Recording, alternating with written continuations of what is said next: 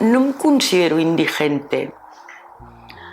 O sigui, només em considero una persona sense sostre. La meva casa és Artés, perquè els meus fills estan allà.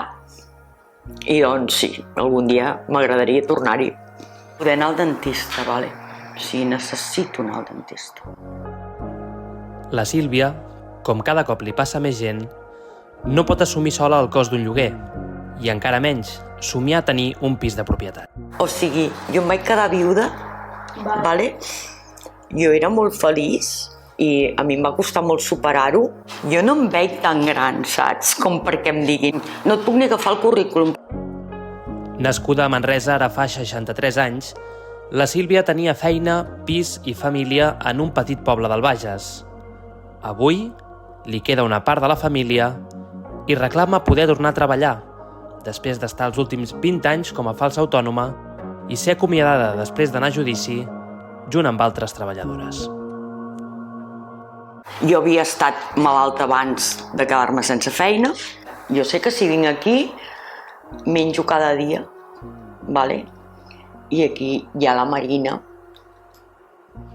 que la Marina, doncs, a part del que ella et pot ajudar, doncs et pot dir o vés al CAP o vés al Quest. Jo em vaig veure obligada a venir a Barcelona.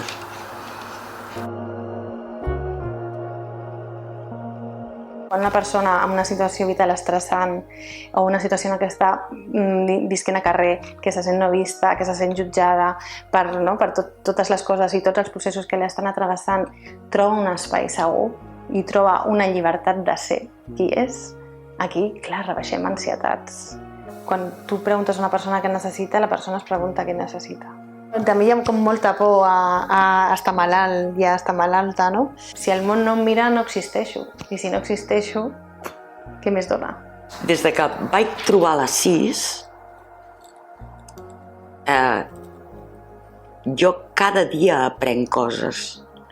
O sigui, veure tota aquesta gent i sentir les seves històries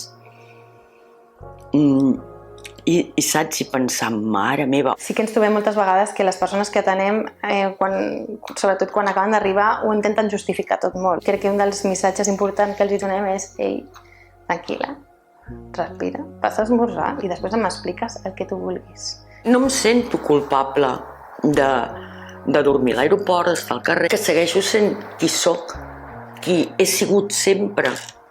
L'únic que no tinc és un lloc per anar a dormir i que algú cregui en mi, que jo puc treballar 4 anys,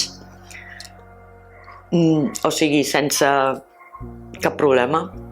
El més important és sentir-se vist en aquest aspecte, no? I veure que algú m'està veient.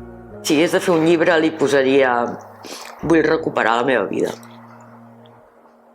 Vull que em tornin la vida.